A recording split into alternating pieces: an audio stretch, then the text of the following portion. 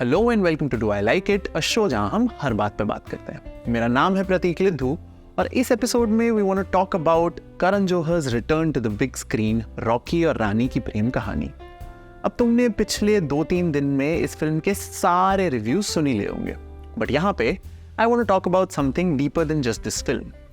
I want to talk about its director Karan Johar and through him understand कि एक film में director का कितना बड़ा रोल होता है and how Kejo has understood this role and grown both as a filmmaker and as an individual. So let's go. And yes, थोड़े spoilers हो सकते हैं, but वो तो मैंने ट्रेलर में ही दे दिए थे. Before we jump in, do check out the trailer episode as well and let me know how close my predictions were.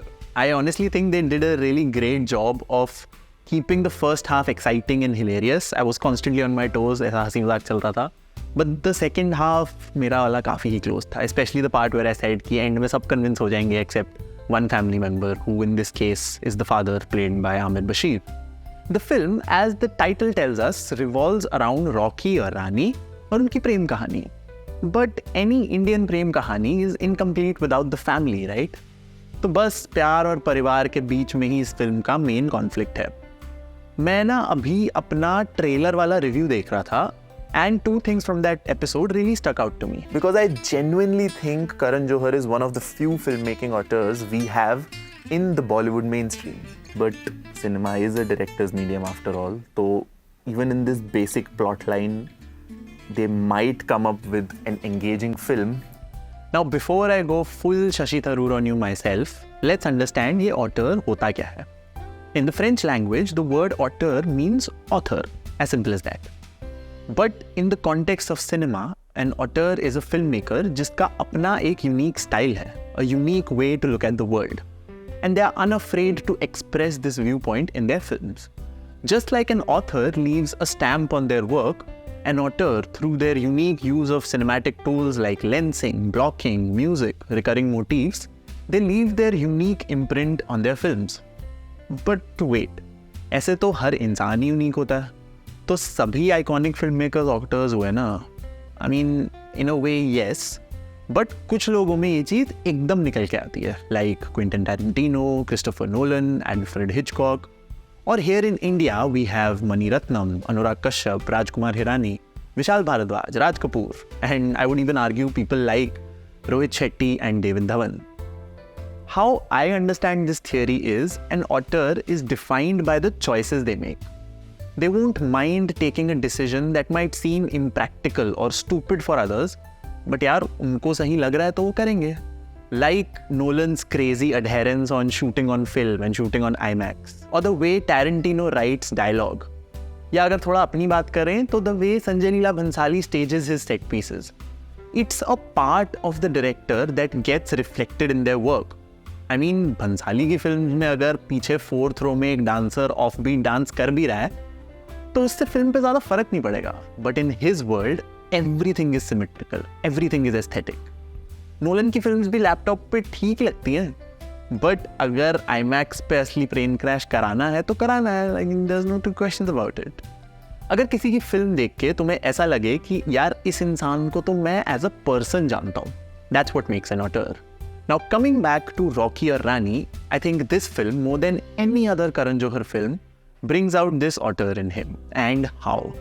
He seems so confident in his craft, so unabashed in his choices, कि यार आधा मज़ा तो उसी में आ जाता है.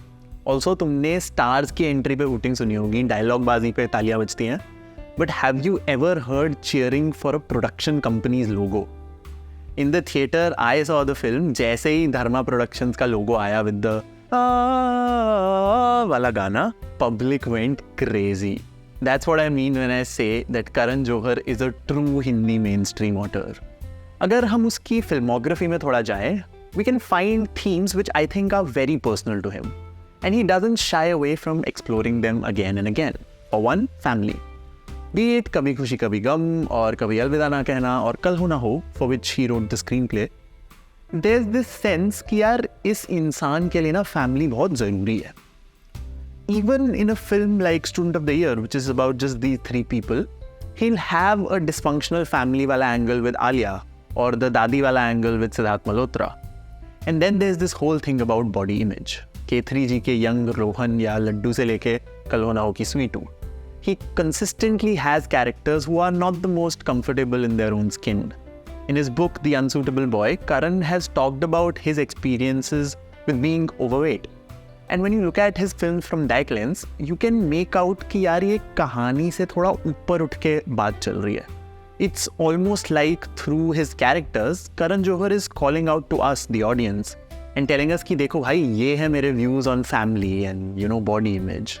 Sexuality और intimacy से लेके the way he makes his heroes cry, every Karan Johar film kind of has a piece of his mind space in it. And one way to understand this is the way Karan Johar uses music. अब तुम यार films की quality के बारे में कुछ भी कहो, his songs have always been genre defining.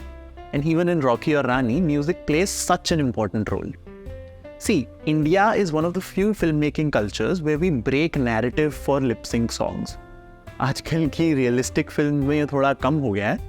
Song ज़्यादा बैकग्राउंड में आ गए हैं, या तो the hero goes to a bar और a disco where someone is singing a song, और बेस्ट हीरो खुद ही एक म्यूजिशियन है just to justify the lip sync song.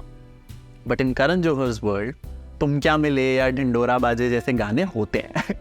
It's not as jarring as going to Egypt from Chandni Chowk for सूरज हुआ मध्यम, but वो लार्जर देन लाइफ वाली क्वालिटी अभी भी है.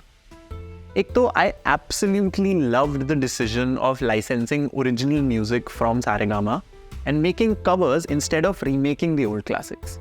I really enjoyed his treatment of these old Bollywood songs.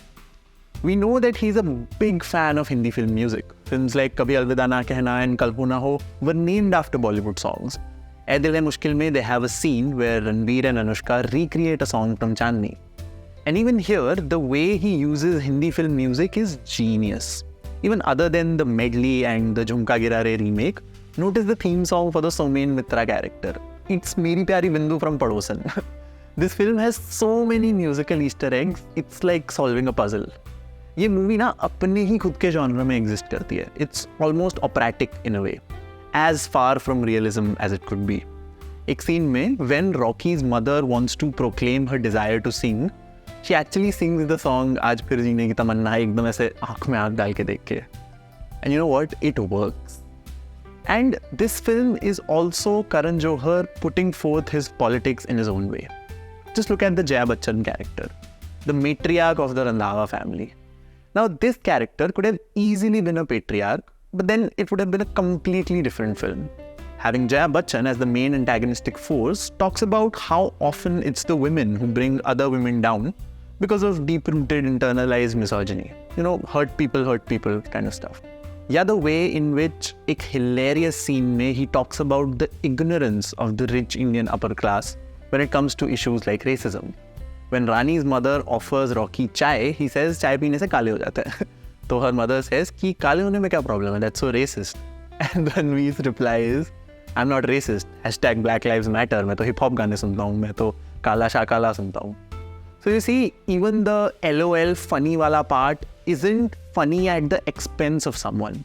It's comedy that challenges these tropes of calling someone kala or mota. Karan Johar recognized the issues with some of his earlier film tropes and made a genuine attempt to learn and grow. There's a fat girl in the film who talks about how the simple fact that her name is Golu makes her uncomfortable. In an amazing dialogue, she tells her dad, मेरा नाम गोलू नहीं गायत्री है. अब ये इतनी छोटी सी चीज़ है, but it's definitely progress from K3G's portrayal of Laddu. यहाँ कोई मोटा बच्चा बड़े होकर ऋतिक रोशन नहीं बन रहा. It's like they are looking at the people as they are. Then there's obviously Jaya Bachchan referencing her husband's iconic line, कह दिया ना बस कह दिया. And the best part is, it goes further than just lip service. This film actually feels like an unabashed cry for compassion and growth, both internally in Karan Johar and in the world in general. Another aspect I want to talk about is the song Ro Len. Now, Karan Johar isn't new to making his male actors cry, but in this film, when this song comes during Dharmendra's funeral, it's the first time Amir Bashir is crying and expressing love for his father. And पीछे गाना क्या चल रहा है? रो land दे रांझियानू, रो land दे मिर्ज़ियानू. तुम देख रहे हो ये कितनी शार्प कमेंट्री हो रही है कि हमारे फोकलोर के जो सबसे आइकॉनिक मर्द हैं उनको रोने दो भाई. Again, as a true auteur, he's calling out to us men to tell us that it's okay to cry. So while this film was an absolute entertainer, it's not like that entertainment is hollow. तुम theatre के बाहर भी इस film की themes के बारे में सोचते हो. For example, the Ravneer and Tota Roy Chowdhury ka dance, two men channeling their inner Madhuri and Aishwarya. And about that sequence, did you notice the stark difference between the costumes and set designs from the OG Dola Re Dola? See, in the original Sanjay Leela Bhansali song, it was a lot of gold and silver in their saris, with some shades of red. The colors on the frame looked pretty balanced. But here, everything from the clothes to the idol in the back to the lights are red. And it's not even the same red as Dola Re Dola. It's a red of rebellion. Ekdam aisa chatak lal wala red. It sort of reminded me of the red from a scene in Anurag Kashyap's Gulal. And the two people who stood out in this sea of red were Jaya Bachchan and Amir Bashir, jinke khilaf ye rebellion ho raha tha. That's visual storytelling. And before I let you go, I just want to marvel at the final scene because I don't think it's being talked about a lot in discussions online. So spoiler alert again. But end में रणवीर और आलिया की शादी हो जाती है. The happy ending vibes. But if you look closely, Jaya Bachchan is absent from that scene. At least I couldn't find her. And उससे पहले she writes a letter to Alia saying, इस जन्म में my ego won't allow me to admit that I'm wrong and I lost. So here's a truce, let's agree to disagree. And dude, this is such amazing writing. Yes, happy ending हो रही है. But that doesn't mean everyone will have like a Hriday Parvartan. And sometimes even in real life, you move on, you continue with your life, leaving a few people from your family behind. So for a person who earlier said it's all about loving your family, it's so subversive, so mature. For a filmmaker who's considered all about the bling and just saris and fluff, this is some really, really hard-hitting writing. So in closing, I just want to say that this film really makes me respect Karan Johar as a director more. And I hope he continues to make more and more films and bring more of his voice out in his cinema. You guys tell me कि तुम्हें Rocky Aur Rani कैसी लगी? Did you think it was just a colorful bunch of Bollywood love story tropes? Or you think it was an internal journey of an artist waiting to paint his canvas with his heart out? Tell us in the comments below. And as always, this was Prateek, and I'll see you in the next one.